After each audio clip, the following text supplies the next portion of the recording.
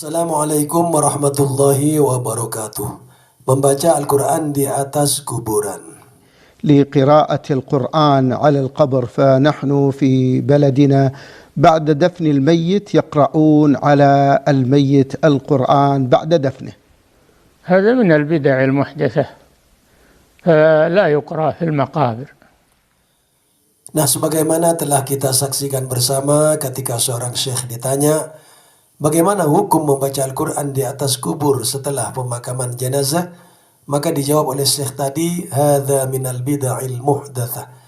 Ini adalah perbuatan bid'ah, perbuatan yang mengada-ada, tidak boleh dilakukan. Begitu kira-kira kata beliau. Nah, mestinya jika ingin melarang sesuatu harus disertakan dengan dalil larangannya. Maka di sini perlu saya jelaskan bahwasanya ibadah ada 3 macam bentuk terkait dengan waktu dan tempat. Pertama, ibadah yang diatur waktunya. Yang kedua, ada ibadah yang diatur waktu dan tempatnya. Nah, yang ketiga, ibadah yang bebas waktu dan tempat. Pertama, ibadah yang diatur waktunya saja seperti sholat. Kita ambil contoh sholatul maktubah. Zuhur, asar, maghrib, isya, subuh. Maka tidak boleh melaksanakan sholat di luar waktu yang telah ditentukan. Adapun tempatnya, syariat tidak mengaturnya. Kita boleh sholat di mana saja. Di rumah boleh, di musola boleh, di masjid boleh. Di kantor sholat boleh, di pasar boleh. Bebas-bebas saja karena memang sholat tidak diatur tempatnya. Kecuali ada pengecualian dari Nabi Muhammad SAW itu sendiri. Sebagaimana tertera di beberapa hadis, di antaranya riwayat Imam Tirmidzi, al-ardu kulluha masjidun illal maqbarata wal hammamah. Tanah bumi seluruhnya adalah masjid, tempat sujud, tempat sholat, kecuali kuburan dan kamar mandi. Selebihnya kita boleh sholat di mana saja.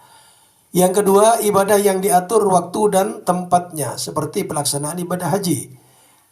Waktunya diatur, yaitu bulan Dzulhijjah. Maka tidak boleh kita haji di bulan Ramadan umpama, bulan Rabiul Awal.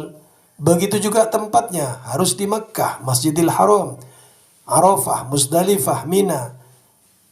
Maka tidak boleh kita melaksanakan tawaf di Munas umpamanya, melaksanakan sa'i di jalan raya. Kenapa? Karena ibadah haji sudah ditentukan waktu dan tempatnya. Nah, yang ketiga, ada ibadah yang bebas waktu dan tempat. Seperti membaca Al-Quran, membaca sholawat, istighfar, dzikir, dan lain sebagainya. Ini bebas, kapan dan di mana saja. Siang boleh baca Al-Quran, malam boleh. Terbit terbenam matahari boleh membaca Al-Quran.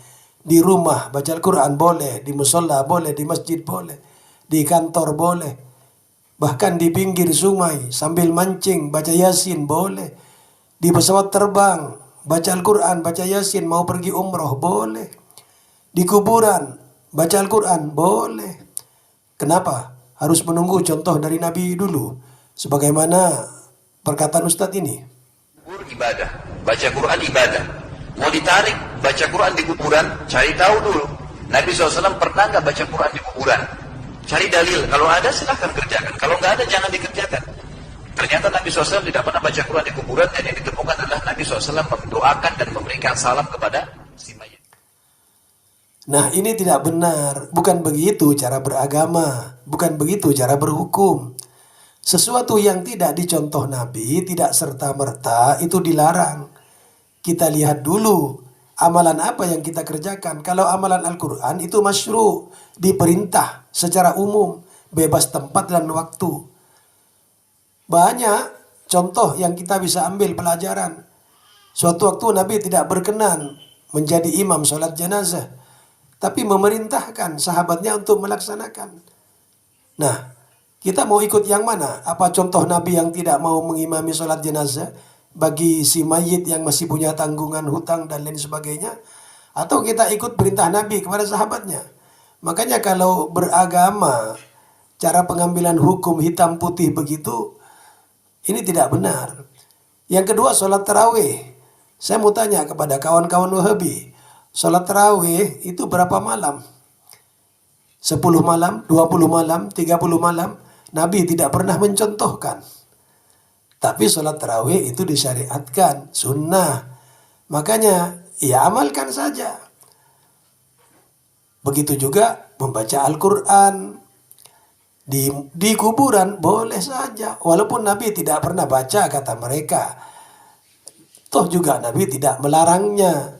Sedangkan Al-Quran adalah ibadah yang diperintah. Mari kita dengarkan contoh lagi dari Ustadz ini. Bagaimana dengan berdoa setelah sholat fardu? Apakah itu disyariatkan? Boleh-boleh saja, meskipun Rasulullah SAW ya. Jadi doa itu kapan saja. Ya, Rasulullah SAW memang tidak pernah mencontohkan secara khusus setiap habis sholat fardu selalu berdoa. Tidak ada dalilnya. Makanya merasa bahwasanya setiap habis sholat fardu harus berdoa itu tidak ada sunnahnya. Tetapi kapan-kapan kita yang berdoa, kapan saja boleh. Kita berdoa sekarang, mau berdoa setelah sholat sunnah, setelah sholat fardu, boleh-boleh saja. Ya, boleh-boleh saja. Setelah kita berzikir selesai, mau berdoa silakan berdoa kepada Allah Subhanahu wa taala. Enggak jadi masalah karena doa itu boleh kapan saja. Namun jangan diyakini bahwasanya disunnahkan setiap sholat harus berdoa. Tidak ada dalil khusus. Oleh karenanya tidak ada dalil khusus, maka kita membuka umum berdoa kapan saja. Nah, ini yang benar. Kata Ustadz ini, berdoa setelah sholat fardu itu tidak dicontoh Nabi, tidak diajarkan Nabi, tapi boleh dilakukan. Karena memang doa itu ibadah yang diperintah. Boleh. Jadi tidak harus Nabi itu segala sesuatu dicontohkan, sesuatu yang disyariatkan. Nabi baca Quran di kuburan enggak ya? Baca Quran di resepsi pernikahan tidak ya? Nabi pernah baca Quran di bawah pohon. Semua harus dicari, diteliti begitu. Itu tidak benar beragama semacam itu. Alhasil ibadah amalan itu diperintah, ya lakukan saja. Kecuali ada larangan yang sudah ditentukan. Ya, kecuali kita membaca Al-Quran di WC, umpama itu lain, itu tempat kotor.